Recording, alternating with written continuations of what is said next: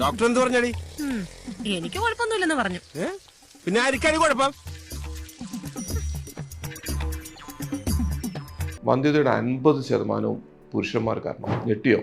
പക്ഷേ ഇതൊരു സത്യമാണ്. ആൻഡ് ഇപ്പം പല പഠനങ്ങളും കാണിക്കുന്നത് എന്താണെന്ന് വെച്ചാൽ, ഒരു പുരുഷൻ്റെ ബേസിക് ആയിട്ടുള്ളൊരു ഹെൽത്ത്, ഒരു ജനറൽ ഹെൽത്ത് എന്ന് പറയും, ആ ഒരു വെൽബീയിങ്ങും അദ്ദേഹത്തിൻ്റെ ബീജങ്ങളുടെ ഘടനയും തമ്മിൽ വളരെയധികം റിലേറ്റഡ് ആണ്. ഫോർ എക്സാമ്പിൾ, ഇപ്പോൾ ഒരു പുരുഷൻ വളരെ ഒബീസാണ്, ഡയബറ്റീസിൻ്റെ അസുഖമുണ്ട്, BP യുടെ അസുഖമുണ്ട്, അങ്ങനെയൊക്കെ ഉള്ളൊരു വ്യക്തിക്ക് അദ്ദേഹത്തിൻ്റെ 7 പാരാമീറ്റേഴ്സ് നോക്കുമ്പം ഒരു 90% അബ്നോർമലായിരിക്കും. നമ്മൾ പണ്ട് പറയാറുണ്ട്, നമുക്കിങ്ങനെ പൊണ്ണത്തടി, ഹൈപ്പർ ടെൻഷൻ ഇങ്ങനെയൊക്കെ ഉണ്ടെങ്കിൽ നമുക്ക് ഹാർട്ട് അറ്റാക്കും കാര്യങ്ങളൊക്കെ ഉണ്ടാവാൻ സാധ്യതയുണ്ടെന്നുള്ളത്.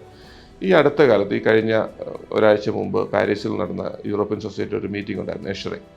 ആ ഒരു മീറ്റിങ്ങിൽ വന്നൊരു ഇമ്പോർട്ടൻറ്റ് പ്രബന്ധമായിരുന്നു ഇത്. കാരണം ഒരു പുരുഷൻ്റെ ജനറൽ ആയിട്ടുള്ള ഹെൽത്തും കാർഡിയാക് സ്റ്റാറ്റസും തമ്മിൽ വളരെയധികം പല പഠനങ്ങളും തെളിയിക്കപ്പെട്ടിട്ടുണ്ട്. ഈ ഒരു പഠനവും പുരുഷൻ്റെ ബീജങ്ങളുടെ അവസ്ഥയും തമ്മിൽ ബന്ധങ്ങളുണ്ടെന്നുള്ള ഇൻഫർമേഷൻസ് വന്നു തുടങ്ങിയിട്ടുണ്ട്. അതുകൊണ്ട് ഒരു നല്ല ജീവിത അന്തരീക്ഷം മുമ്പോട്ട് പോകുന്നതിന് ചിലപ്പം സെമൻ അനാലിസിസ് ഒരു തുടക്കമായിരിക്കും, ആ ബുദ്ധിമുട്ടുകൾ വല്ലതും ഉണ്ടോ എന്നുള്ള തിരിച്ചറിവിന് വേണ്ടി.